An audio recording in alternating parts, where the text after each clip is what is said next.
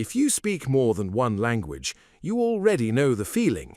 You switch mid-conversation and something shifts, not just the words, but something underneath them. Maybe you're warmer in one language, more direct in another. Funnier in one you barely use anymore, for reasons you can't explain. Maybe people who only know you in one language would describe someone your family, who knows you in another, wouldn't fully recognize. This isn't something you're imagining to feel interesting. Psychologists have been measuring it directly for decades. The same person, asked identical questions, gives reliably different answers about their values and personality, depending on which language the question is asked in. The research. Psychologist Michele Koven studied Portuguese-French bilinguals in the 1990s, asking them to tell the same stories, same events, same outcomes, first in one language, then the other. The characters shifted. In Portuguese, speakers presented themselves as warmer, more embedded in family and community.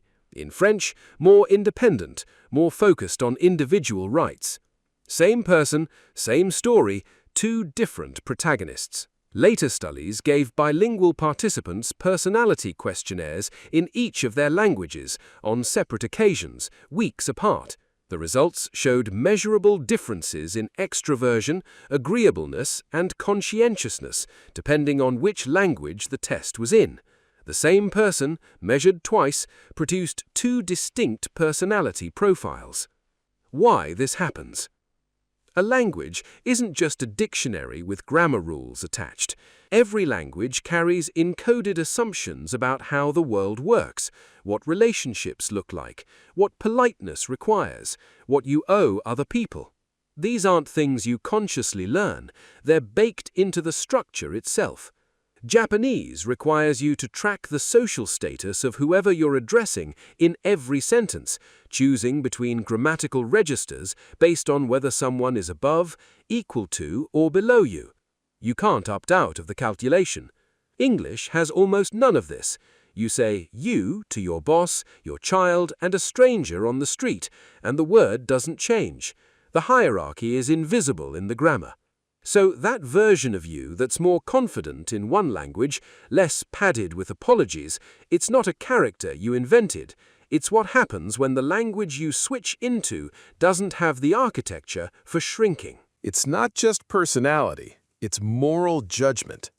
In 2014, psychologist Albert Costa and colleagues presented bilingual participants with ethical dilemmas, including the classic trolley problem. When the dilemma was presented in their second language, participants chose the more utilitarian option significantly more often than when it was presented in their first. The explanation? Your native language carries emotional weight a second language doesn't fully inherit. Words in your mother tongue arrived with feelings, memories, and context baked in. In a second language, the same words were learned later, in classrooms, without that freight. The emotional brakes are slightly softer. The decision becomes more clinical. The language shifts the choice, and you don't even notice it happening. Which one is the real you?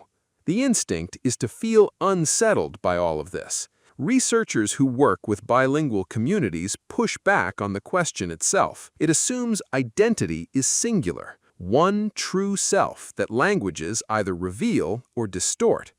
But the evidence points somewhere else, toward a self that's genuinely multiple, genuinely context-dependent. Monolinguals experience versions of this too, in different registers at work versus at home, with parents versus with friends.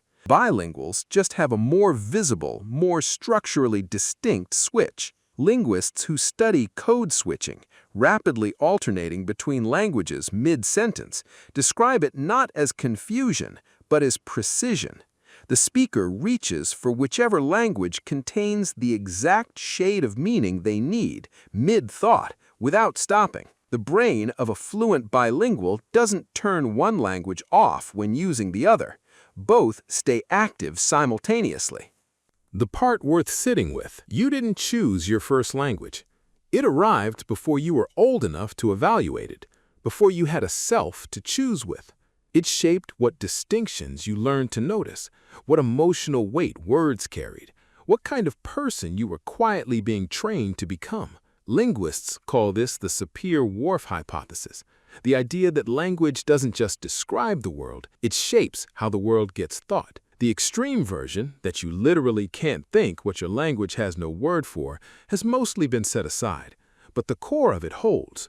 Language primes you, nudges you, structurally predisposes you towards certain ways of being. The tool shapes the hand that uses it. So the next time you switch languages and feel something in you reorganize, your posture, your tone, the sharpness or softness of what comes out, that's not performance.